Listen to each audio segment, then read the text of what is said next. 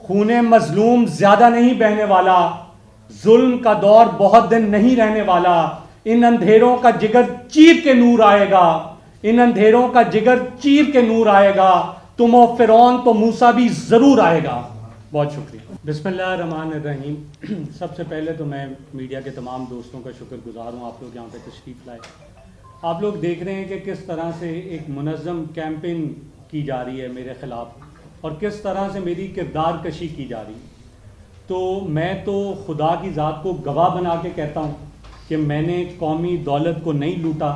میں نے جو مجھے منصب ملا اور جو قوم کا پیسہ تھا میں نے اس کو امانت سمجھ کے خرچ کیا. سو میں شروع یہاں سے کروں گا کہ کیا اقدامات میں نے اپنی منسٹری میں اپنے ٹینیور کے دوران لیے کرپشن کو کرٹیل کرنے کے لیے, میں کس حد تک کامیاب ہوا اور صوبے کے عوام کو اور میرے محکمے کو میرے اقدامات کا کیا فائدہ ہوا. اس کے بعد میں اس پہ بات کروں گا کہ اس سازش کے پیچھے کون ہے اور پھر اس پہ بات کریں گے کہ اس کے پیچھے موٹیو کیا ہے. سب سے پہلے تو میں یہ بتاتا ہوں کہ موٹے طور پہ دو الزامات لگے, ان کی ڈیٹیل میں آگے آتا ہوں. پہلا الزام تو یہ ہے کہ جو ٹھیکے ہیں ان میں کرپشن ہوئی کیونکہ CNW کا کام سڑکیں بنانا ہے, اس میں صاف ظاہر ہے ٹینڈرنگ ہوگی. اور دوسرا الزام یہ لگا کہ ٹرانسفر پوسٹنگ کے لیے تو میں صرف اتنا کہنا چاہتا ہوں کہ یہ نہ میں سائننگ اتھارٹی ہوں. صوبے کے جو رولز آف بزنس ہیں ان کے تحت وزیر کے پاس کوئی اختیار نہیں کہ وہ کسی کلرک کا بھی ٹرانسفر کر دے. جو بڈنگ پروسیس ہے اس پہ میں یہ بتاتا ہوں کہ جو ایک ایسٹیمیٹڈ پرائس ہوتی ہے 4.5% تک میکسیمم آپ اس سے اوپر جا کے بڈ کر سکتے ہیں. تو جو میرے پاس ریکارڈ اویلیبل ہے وہ میں آپ کے ساتھ شیئر بھی کر لوں گا. یہ فیصل آباد میں میرے حلقے میں 14 ٹینڈر ہوئے, جن میں سے 13 بلو پہ ہوئے اور 1 ابو پہ ہوا. جو ابو پہ ہوا وہ 0.01 ابو پہ ہوا, یعنی بہت منیمل. اور جو بلو پہ ہوئے وہ 22% بلو پہ ہوئے, وہ 24% بلو پہ ہوئے. آپ ذی شعور سمجھدار لوگ ہیں, آج عوام کو بے وقوف نہیں بنایا جا سکتا. میں لوگوں سے پوچھتا ہوں کہ یہ کیسی کرپشن ہے, یہ کیسے کک بیکس ہیں جو 24% بلو پہ ٹھیکے کروا کے میں نے حاصل کیے ہیں. اچھا, اس کے بعد اگلا کام میں نے کیا کیا کہ میں نے آئیڈینٹیفائی کروائی 27 کمپنیز, 27 ایسے ٹھیکے, جیسا کہ میں نے کہا میکسیمم آپ 4.5% اوپر جا سکتے ہیں. تو جو ٹھیکے پنجاب میں 4 سے 4.5% اوپر گئے میں نے وہ آئیڈینٹیفائی کروائے. یہ ڈاکومنٹ بھی میں آپ کے ساتھ شیئر کروں گا. یہ 27 ٹھیکے نکلے. 27 کی 27 کمپنیز نے انڈر ٹیکنگ دی کہ ان کی غیرت جاگ گئی ہے, ملکی حالات ان کے سامنے, وہ ملکی حالات کو دیکھتے ہوئے اپنا 4.5% جو اوپر گئے ہیں وہ ایسٹیمیٹڈ پرائس سے وہ قومی خزانے میں واپس جمع کروائیں گے. یہ پنجاب کی تاریخ میں نہ آج سے پہلے کسی کی غیرت جاگی ہے نہ آئندہ کبھی جاگے گی. سو یہ قومی خزانے کو 87 کروڑ کی بچت ہوئی ہے. سو میں یہ سمجھتا ہوں کہ میرا تو یہ کردار رہا ہے کہ جیسے میں نے پہلے کہا میں نے اس پیسے کو قوم کی امانت سمجھا ہے اور میں نے انتہائی جاں فشانی, محنت اور ایمانداری کے ساتھ اس صوبے کی خدمت کی ہے. اچھا, آگے چلتے ہیں کہ اسپیسیفکلی یہ جو سازش تیار کی گئی یہ ایگزیکٹلی ہے کیا.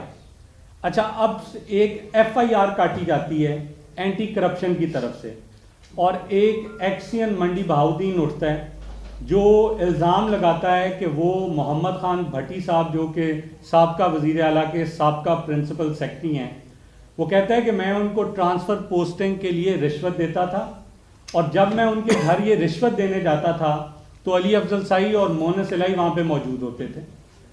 اب آپ لوگ بھی سمجھدار ہیں, کسی کی موجودگی اس کا جرم ثابت نہیں کرتی, لیکن میں ہائی مورل گراؤنڈ لیتا ہوں اور میں یہ چیلنج کرتا ہوں. ان کے پاس میری CDR موجود ہے, فون کا ڈیٹا موجود ہے, محمد خان بھٹی صاحب کے گھر کے باہر CCTV کیمراز موجود ہیں. اگر یہ صرف یہ ثابت کر دیں کہ میں کبھی محمد خان بھٹی صاحب کی رہائش گاہ پہ گیا ہوں, کبھی گیا ہوں, تو میں اپنے آپ کو قصوروار سمجھوں گا. سو یہ جو اپلیکیشن دی گئی ہے, جس طرح میرے پہ جھوٹا بہتان لگایا گیا ہے, تو بادی نظر میں لگتا یہی ہے کہ یہ جو سازش سازشی عناصر ہیں. یہ محمد خان بھٹی صاحب پہ بھی جھوٹا الزام لگایا گیا. اچھا اب اگلا اس پہ ایف آئی آر میں ایکیوز نہیں ہوں, میں یہ بھی واضح کر دوں. ایف آئی آر میں میرا رول صرف اتنا ہی بتایا گیا کہ جب محمد خان بھٹی صاحب کو ٹرانسفر پوسٹنگ کے لیے پیسے دیے جاتے تھے تو میں وہاں پہ موجود ہوتا تھا. میں یہ بھی واضح کر دوں کہ جو 4 یا 5 پیمنٹس اس میں ایف آئی آر میں بتائی گئی وہ میرے ٹینیور کی نہیں ہیں. میرے ٹینیور میں صرف ایک الیج کی گئی پیمنٹ, اور میں بتا رہا ہوں کہ منسٹر سائننگ اتھارٹی نہیں ہے, منسٹر کسی کلرک کا بھی تبادلہ نہیں کر سکتا. آگے مجھے ایک نیب کا نوٹس آ گیا, یہ بھی بہت مضحکہ خیز نوٹس تھا. اب نیب کا نوٹس کیا کہتا ہے, اسی ایف آئی آر پہ جس پہ پہلے ہی کاگنیزنس اینٹی کرپشن لے چکا ہے اسی پہ ایف آئی اے کاگنیزنس لیتا ہے, اور اسی پہ نیب بھی کاگنیزنس لے لیتا ہے. جو نیب کا مجھے پہلا نوٹس موصول ہوا وہ یہ کہتا ہے کہ آپ کے فرنٹ مین محمد خان بھٹی نے پیسے جمع کیے ہیں. اب کیونکہ اللہ الحق ہے, اللہ سچ کا خدا ہے, جب یہ جھوٹ بولیں گے تو جھوٹ کے کوئی پاؤں نہیں ہوں گے. صرف 2 لوگ یہ دعویٰ کر سکتے ہیں کہ محمد خان بھٹی میرا فرنٹ مین تھا. ایک وہ رانا اقبال ایکسین جس نے پہلے ایک اپلیکیشن دی, اس نے تو یہ دعویٰ نہیں کیا. دوسرا یہ دعویٰ خود محمد خان بھٹی صاحب کر سکتے ہیں کہ جی یہ میں اس کا فرنٹ مین تھا. اب آپ سب جانتے ہیں کہ محمد خان بھٹی صاحب تو پچھلے 10 دن سے لاپتہ ہیں, وہ تو اغوا ہوئے ہیں. کیا نیب سے پوچھتا ہوں میں کہ نیب کو کوئی الہام ہوا ہے یا وہ نیب کی تحویل میں ہے؟ اگر وہ نیب کی تحویل میں ہے تو عدالت میں جھوٹ بولا گیا. قانون نافذ کرنے والے اداروں نے کہا کہ محمد خان بھٹی ان کے پاس نہیں ہے. انشاءاللہ یہ اپنی بنے ہوئے جال میں خود ہی پھنسیں گے. تیسرا کام کیا ہوا؟ تیسرا کام یہ کیا گیا کہ فیصل آباد سے سرکاری ملازمین کو اٹھایا گیا, ایس ڈی اوز کو اٹھایا گیا, ایکسینز کو اٹھایا گیا, ان پہ تشدد کیا گیا اور ان کو کہا گیا کہ علی افضل سائی کے خلاف سٹیٹمنٹ دے دو, لیکن ان میں سے بیشتر نے انکار کیا. خیر کچھ دن کی کوشش کے بعد انہوں نے کچھ درخواستیں میرے خلاف دلوا دی. اب وہ درخواستیں اینٹی کرپشن کو بھی گئی, اس میں بھی 2 بڑے مزیدار پوائنٹس ہیں, انٹرسٹنگ پوائنٹس ہیں. میرے پاس یہ ایفیڈیوٹس بھی موجود ہیں جو میں میڈیا کے نمائندوں سے شیئر کروں گا. یہ 2 بیان حلفی ہیں میرے پاس, یہ میں آپ کے ساتھ شیئر کرتا ہوں. جن لوگوں کی جانب سے درخواست دلوائی گئی وہ بیان حلفی دے رہے ہیں کہ ہم نے ایسی کوئی شکایت کی ہی نہیں. اچھا اب جو شکایتیں کی گئی وہ بھی دیکھ لیتے ہیں. ایک شکایت ہے, کسی بندے کا نام نہیں ہے, کسی بندے کا سائن نہیں ہے, یہ ہے آل ٹھیکیداران فیصل آباد ٹوبہ جھنگ سرگودا, کسی کا نام نہیں ہے. یہ تو اداروں کا مذاق بنا رہے ہیں. پھر میں نے جیسے کہ کہا کہ جب آپ جھوٹ بولیں گے تو آپ کا تمسخر اڑے گا اور ادارے بدنام ہوں گے. اس میں یہ بھی میں آپ سے شیئر کرتا ہوں. یہ لیٹر سی سی کیا گیا, یہ جو اپلیکیشنز دی گئی یہ سی سی کی گئی, تقریباً 10 لوگوں کو کی گئی. ان میں سے جو 6 نمبر پہ یہ کس کو سی سی کی جاتی ہے, یہ colonel I S I Faisalabad کو سی سی کی جاتی ہے.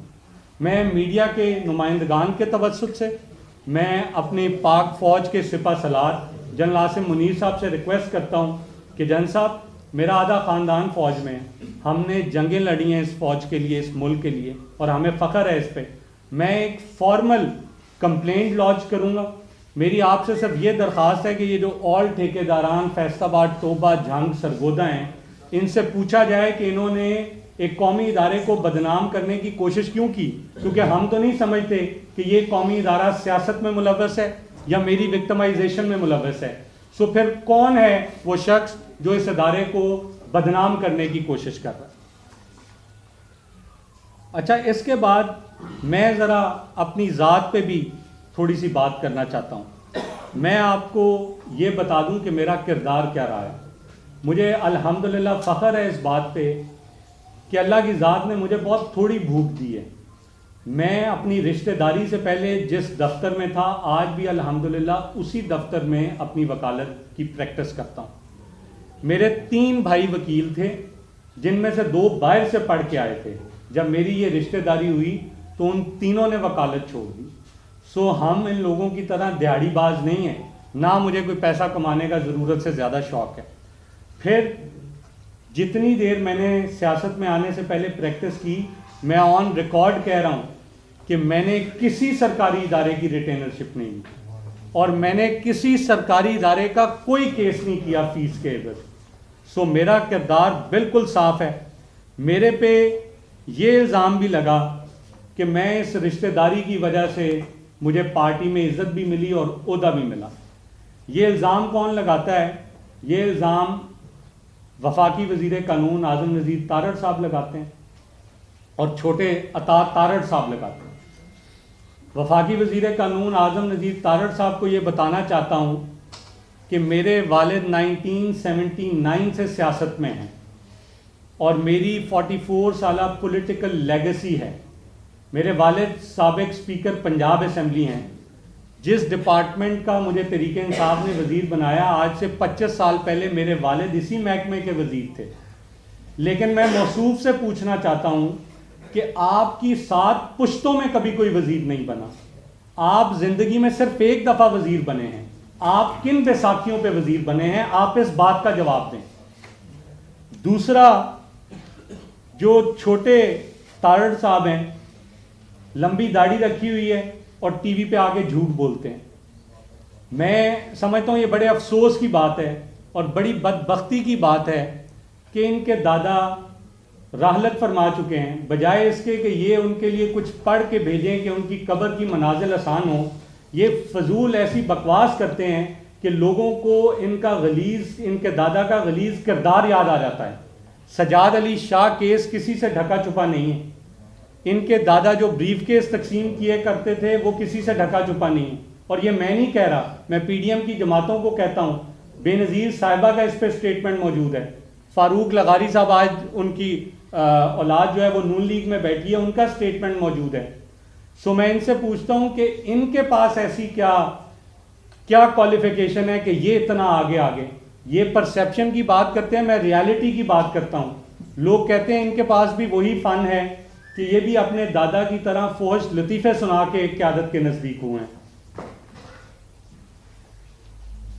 آخر میں صرف یہ بات کرنا چاہتا ہوں کہ یہ کیوں ہو رہا ہے. جس طرح کہ اسد عمر صاحب نے کہا، یہ اس لیے ہو رہا ہے، یہ پریشرائز کرنے کے لیے ہو رہا ہے عدالتوں کو. اور اب کیونکہ ان کو ان کی مرضی کے امپائر نہیں مل رہے، اور اب جو ہے وہ دور چلا گیا جب یہ فون کر کے اپنی مرضی کے فیصلے کروایا کرتے تھے. جسٹس قیوم صاحب کی آڈیو میں نے تو نہیں لیک کی. اب ان سے یہ نہیں ہو رہا کہ جیسے 97 میں سپریم کورٹ پہ حملہ کروایا اب یہ وہ نہیں کروا سکتے. اب ان سے یہ نہیں ہو رہا کہ کیونکہ رفیق تارڑ صاحب دنیا سے رحلت فرما چکے ہیں، سو ان کے پاس کوئی ایسا بندہ نہیں جو ججوں میں بریف کیس تقسیم کر سکے. سو یہ ان کو تکلیف ہے. اس وجہ سے عدالتوں پہ بھی اٹیک کرتے ہیں اور میری کردار کشی بھی کرتے ہیں. میں بس اتنا کہنا چاہتا ہوں کہ میں الحمدللہ ڈٹ کے عمران خان صاحب کے ساتھ اور ان کے نظریے کے ساتھ کھڑا ہوں. یہ پریشر ٹیکٹکس نہیں چلیں گے. میں بالکل اس طرح سے عمران خان صاحب کے ساتھ کھڑا ہوں جس طرح سے میں اس دن کنٹینر پہ کھڑا تھا جب ان پہ گولیاں چلائی گئی. اور میں اپنی قوم کو یہ بھی بتانا چاہتا ہوں کہ جب خان صاحب کو گولیاں لگی تو میں نے ان کی آنکھوں میں خوف نہیں دیکھا، میں نے ان کی آنکھوں میں شکست نہیں دیکھی، اور میں نے ان کی آنکھوں میں نا امیدی نہیں دیکھی. میں نے ان کی آنکھوں میں جرت اور شجاعت دیکھی. میں نے ان کی آنکھوں میں اس قوم کا روشن مستقبل کی امید دیکھی. تو میں کیسے چھوڑ دوں ایسے شخص کو جس کو میں سمجھتا ہوں کہ اس قوم کا وہ مسیحا ہے. خون مظلوم زیادہ نہیں بہنے والا، ظلم کا دور بہت دن نہیں رہنے والا. ان اندھیروں کا جگر چیر کے نور آئے گا، ان اندھیروں کا جگر چیر کے نور آئے گا. تم و فرعون تو موسیٰ بھی ضرور آئے گا. بہت شکریہ.